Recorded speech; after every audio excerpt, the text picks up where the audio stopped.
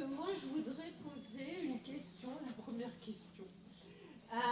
Donc, c'est un peu égoïtique, hein, vrai, à Jean-Jacques Charbonnier, parce que c'est vrai que c'est question cruciale de est-ce que la vie s'arrête à la mort du corps, est-ce que ça continue, qu'est-ce qu'il y a après, est-ce que c'est que des vibrations, est-ce qu'on reste une entité à part ou est-ce qu'on se fond dans des énergies vibrationnelles, etc. Voilà, moi, c'est des grands questionnements et je voudrais savoir ce que Jean-Jacques peut nous dire par rapport à le sens à la vie, le sens de cette vie finalement, oui, terrestre aussi, par rapport à toutes les expériences que tu as écoutées, vécues. Qu'est-ce que tu penses de ces... enfin voilà, c'est des questions un peu générales, mais tu étais près des gens qui sont morts et revenus à la vie en tant qu'anesthésiste, à côtoyer la mort de près, et donc de l'autre côté du miroir, etc. Donc voilà, je voulais poser, c'est un peu vague la question, mais c'est ça qui est venu. Oui, merci. En fait, cette journée aura montré qu'il n'y a que des croyances, finalement. Parce que quand on dit le côté gothique, c'est de dire qu'il n'y a pas d'entité de l'autre côté, c'est une croyance aussi, je suis désolé, mais les croyances, on ne peut fonctionner que par croyance. Moi, je n'ai pas de croyance particulière, je suis plutôt un chercheur. Et je collectionne les croyances, je collectionne les interprétations, je collectionne les expériences. Je ne suis pas non plus, et je le dis avec force, un gourou. C'est-à-dire que je ne vais pas dire ça fonctionne comme ça plutôt que comme ça. Pourquoi j'aurais choisi telle ou telle option. Mais ce que je pense être juste, c'est que on s'interroge tous autour de cette table, on a tous la même démarche. D'où vient l'information? C'est ça le grand questionnement. D'où vient l'information? Qu'est-ce qui fait? On a vu avec les habits, mais on pourrait reprendre aussi le cas de la différenciation cellulaire. Aucun scientifique actuellement est capable de dire comment se fait, au moment de la naissance, la différenciation cellulaire.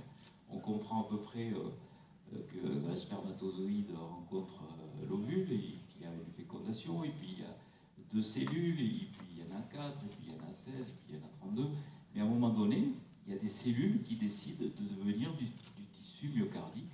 Il y a des cellules qui décident de devenir du tissu osseux. D'où vient cette information?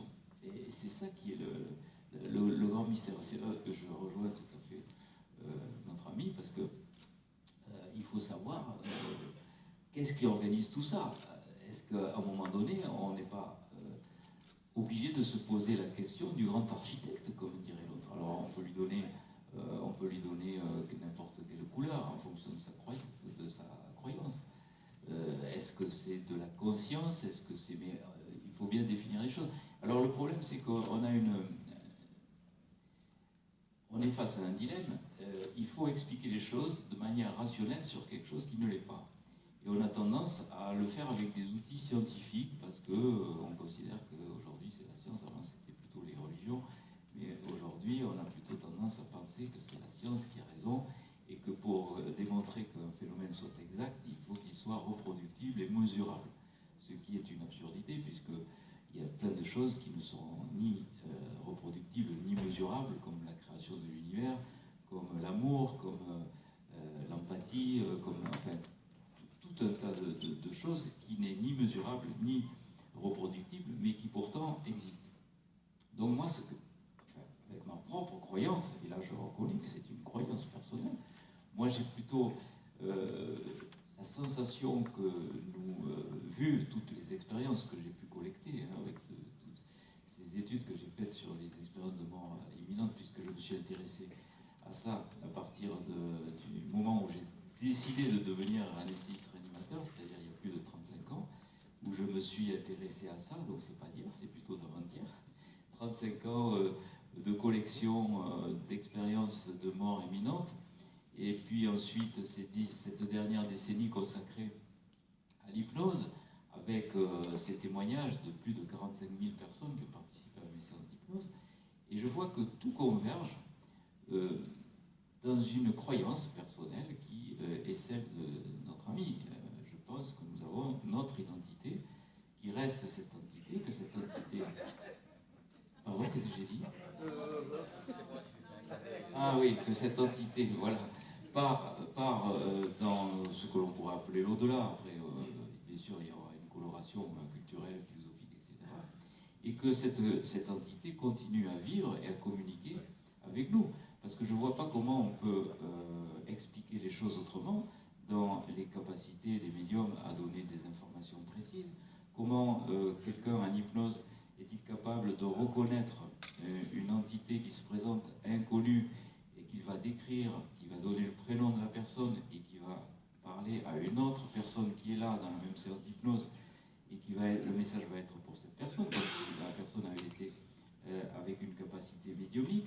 Comment une personne sous hypnose va être en contact avec sa maman décédée, lui disant qu'il y a un objet caché, en l'occurrence une étoile de mer sous une imprimante, qu'une fois rentrée chez elle, va vérifier que l'information est exacte.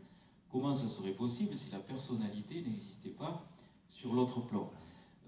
Bon, après, je veux bien qu'il y ait des croyances bouddhistes, etc., particulières, qui disent que ça n'existe pas, ou en tout cas qu'il y ait une permanence et qu'il y ait toute cette philosophie particulière. Moi, je suis là pour accepter tout. Mais en fait, devant la logique des choses, moi, je pense que on est très honnêtement aujourd'hui capable de dire que nous existons sur un autre plan au moment de ce passage particulier et que l'entité va pouvoir être consultée, va pouvoir donner des informations. Et ça, qu'est-ce que ça fait du bien quand on est dans la souffrance de la séparation et quand on est dans les angoisses de sa propre finitude. Qu'est-ce que ça fait du bien d'avoir toutes ces preuves, en fait, je ne sais pas ce qu'il va falloir comme preuve. C'est comme si on était face à l'Everest et qu'on dise qu'il n'y a aucune montagne devant nous, parce qu'on est aveuglé par des croyances qui nous disent qu'il n'y a pas de montagne, c'est tout. Et on nous répète à longueur de nos années d'enfance, adolescence, etc., que le monde invisible n'existe pas, alors que spontanément, on a tous en nous ces capacités d'être connectés à la conscience intuitive extraneuronale. Et c'est pour ça que 65% des enfants racontent des expériences de mort imminente après l'étude de Melville Morse, alors qu'il n'y en a que 12 à 18% chez les adultes, parce que les adultes bloquent les informations, parce que nous sommes formatés à écarter ces informations qui rentrent en dissonance cognitive par rapport à nos apprentissages. Et d'ailleurs, les enfants, jusqu'à l'âge de 7-8 ans, ont des réminiscences de vie antérieure, ont des perceptions médiumniques, mais après, ils se font tellement engueuler par leurs parents que tout est bloqué rapidement, et c'est malheureux parce que il y aurait davantage de médiums, et on a tous en nous ces capacités médiumniques, on est tous capables de contacter nos défunts, on est tous capables d'avoir des réminiscences de vie antérieure, on est tous capables d'avoir des phénomènes de remote viewing, de voir ce qui se passe à distance de notre corps physique. Pendant l'hypnose, j'ai eu tout ça. Durant cette dernière décennie, j'ai eu tous ces témoignages de remote viewing, de visualisation à distance, de contact avec des défunts probants, de sources inspirantes qui vont pouvoir changer la vie. Donc je me dis, qu'est-ce qu'il faut de plus, quoi? Qu'est-ce qu'il leur faut de plus pour penser que nous sommes des esprits incarnés qui vivons une vie terrestre, le temps très court d'une vie terrestre, c'est tout. Mais la vie, moi j'en suis persuadé, continue après la mort. C'est pas tellement du domaine de la croyance, c'est presque du domaine de la connaissance, par rapport à tous les témoignages que j'ai reçus. Voilà ce que je pourrais dire par rapport à ça.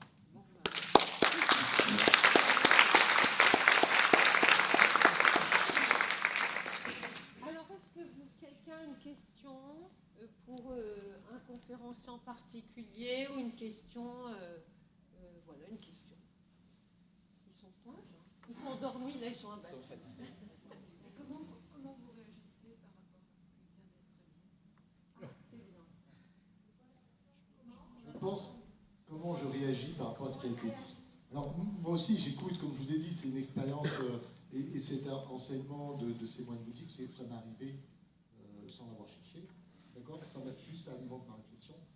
Après, il y a quelque chose qu'on n'a pas abordé, et je pense que peut-être Philippe Bobola l'a fait avant, c'est de vous parler, parce qu'il y a une clé, c'est justement le temps et l'espace-temps. Et je pense que c'est une clé fondamentale, et c'est aussi une manière après de passer la parole, parce que suis convaincu, mais qu'on est des êtres multidimensionnels. On est aussi des êtres multidimensionnels. C'est-à-dire que il y a une partie de nous qui n'appartient pas uniquement à cet espace-temps. Il y a une partie de nous qui est en dehors, dans d'autres dimensions, ou d'ailleurs qui s'affranchit des lois de l'espace-temps. Et ça, on a des expériences en physique quantique qui nous montrent, dans l'intrication quantique par exemple, que, que des phénomènes peuvent s'affranchir des lois de l'espace-temps. Et donc, du coup, la question devient très complexe. Si une partie de nous est en dehors de l'espace-temps, vous vous rendez compte? C'est-à-dire qu'on pourrait effectivement avoir une partie de nous, de ce flux de conscience qui nous anime, qui dialoguerait avec celui qui est dans l'espace-temps, mais d'une position qui lui permettrait peut-être effectivement d'avoir une conception beaucoup plus large. Il y a une image, c'est celle de Philippe Guillemont. Il parlait du spectateur dans le train qui voit le paysage défiler et du même qui serait au-dessus, lointain, et qui verrait lui le train avancer dans le paysage. Voilà, c'est peut-être de cet ordre-là aussi. J'aime bien les métaphores parce qu'elles permettent de comprendre. Et du coup, ça complique énormément les choses. Vous voyez ce que je veux dire? C'est que si on enlève cette notion de temps, avec qui on dialogue, c'est une grande question. Je ne sais pas ce qu'en pense Philippe. Oui, je ne vais pas dire le contraire. En fin de compte, on est fait pour vivre incarné et simultanément dans un autre espace-temps. C'est pour ça qu'on peut fouiller la dualité onde-corpuscule, c'est ça. C'est-à-dire qu'on est incarné, c'est la partie corpusculaire, et cette partie ondulatoire, elle est en relation avec un autre espace-temps. Je ne dirais pas hors temps, mais un autre espace-temps. Donc c'est la même chose pour l'embryologie. Si vous vous rappelez ce que j'ai évoqué, l'équivalence temps-énergie, cette vibration, c'est en fin de compte du temps. Et donc, si c'est du temps, on peut très bien envisager que notre amibe, elle est en relation avec un futur potentiel. À ce moment-là, tout est permis, y compris la réincarnation. On peut être très bien l'énergie qui s'incarne. Vous pouvez être dans le passé, dans le présent, dans le futur. Est-ce que c'est 3 incarnations ou c'est simultanément 3 vies?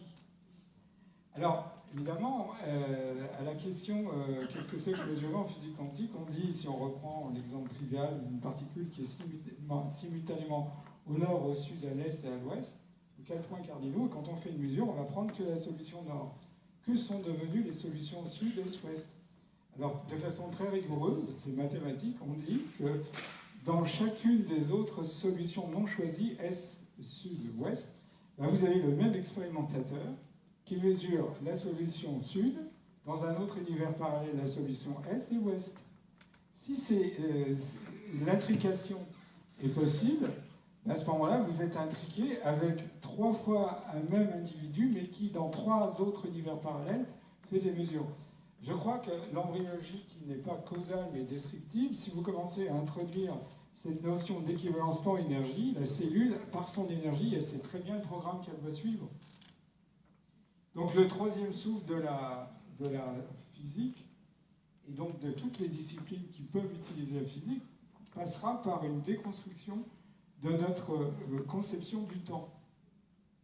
À partir de là, il y a une ouverture qui se fait. Parce que si c'est mourir, c'est changer de temps, et que les temps sont intriqués, on peut très bien envisager une communication. Je suis d'accord. Voilà. Voilà. Au bout de 50 ans de médecine, j'en ai vu des morts, j'en ai vu des vivants. Et puis surtout, depuis une dizaine d'années, je fréquente Bob Belanca. Bob vous dit toute la vérité. Vous connaissez?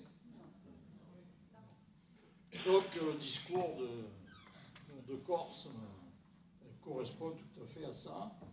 Ce que je voudrais vous apporter comme renseignement supplémentaire pour vous aider à comprendre, c'est en partant des 600 protéines du plasma, dont on sait désormais la surface, 300 000 m², 30 hectares, 60 terrains de foot. L'amour, c'est un message entre 2 fois 60 terrains de foot. La deuxième chose que je voudrais vous apprendre, que j'ai oublié de vous dire tout à l'heure, c'est la définition du rêve. Vous en avez eu une partie, dans le sens où le sommeil paradoxal, un quart d'heure toutes les 2 heures, vous fait remonter à la conscience, bien que vous soyez endormi, des phénomènes de l'inconscient.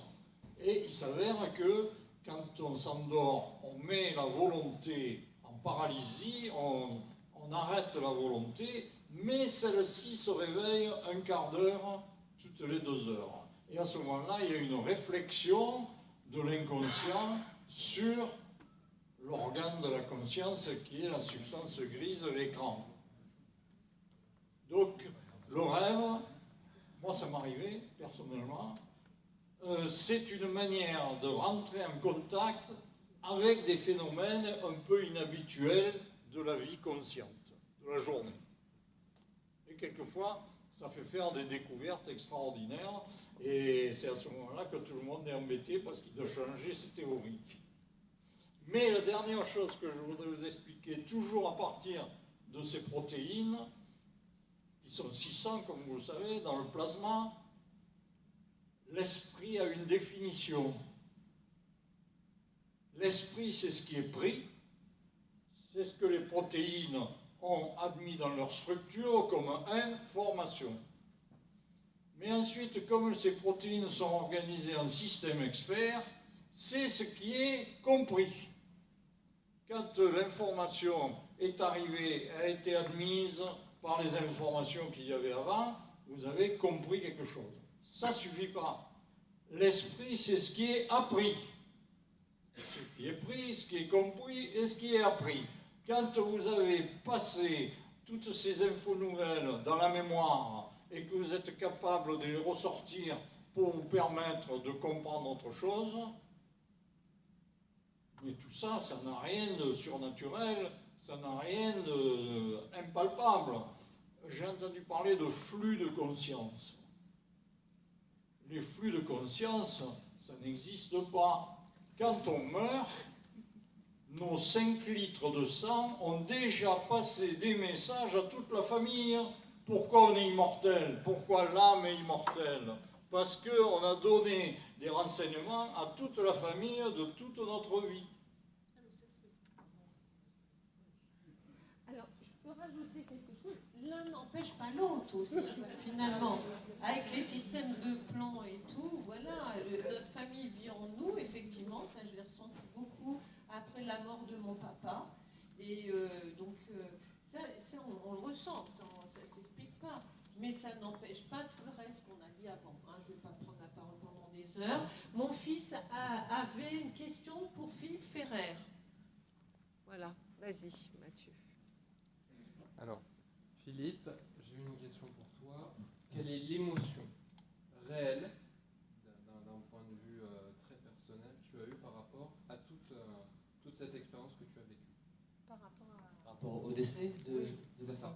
Oui, Et après, l'émotion voilà. véhiculée. Ah bah, il y en a eu plusieurs émotions. Au moment du décès de ma femme, c'était plutôt l'injustice, une espèce de colère, une incompréhension. Pourquoi à 43 ans, alors que nous venons d'adopter un enfant, pourquoi sa vie s'arrête alors qu'elle était, elle est morte en 6 mois, elle était plutôt en bonne santé, et alors qu'on nageait dans le bonheur, pourquoi tout s'arrête?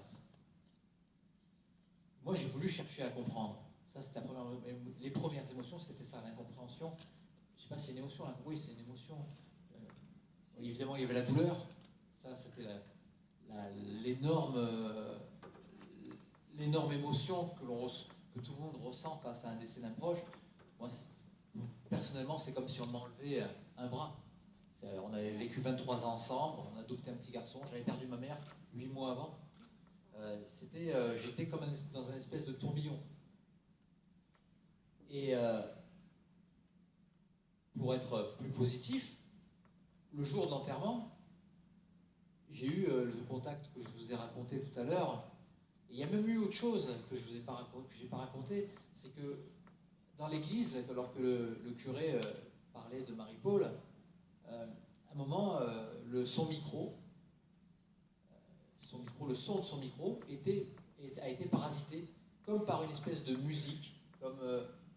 Alors moi j'ai l'habitude, je suis musicien, donc c'était vraiment très très bizarre, comme s'il y avait quelqu'un qui voulait passer dans le micro, ou comme s'il y avait une radio interférente. Et j'allais souvent voir ce curé, j'allais plusieurs fois voir des messes, même si je ne suis pas croyant au sens catholique. Mais au village, j'allais souvent, parce que c'était une espèce de rituel. Et j'avais jamais entendu un truc pareil. Et avec ma cousine, qui après a commencé à faire de l'écriture automatique, on s'est regardé, elle savait évidemment que j'étais musicien. Et on s'est dit, purée, si Marie-Paul voulait te faire un petit message, te passer un petit message, ça serait par le son, par la musique, par des choses que tu connais. Et là, on s'est regardé, et déjà là, il y a eu un sourire. Il y a quand même quelque chose. J'étais presque sûr que c'était elle.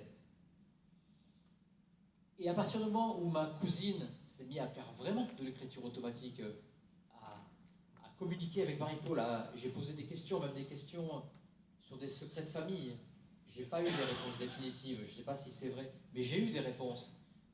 Des choses assez tangibles aussi, des choses qui m'ont surprise, des choses que je ne savais pas et qui ont existé. Et dans le premier livre, Parce qu'on ne va pas y croire, je parle de l'histoire d'une bague aussi.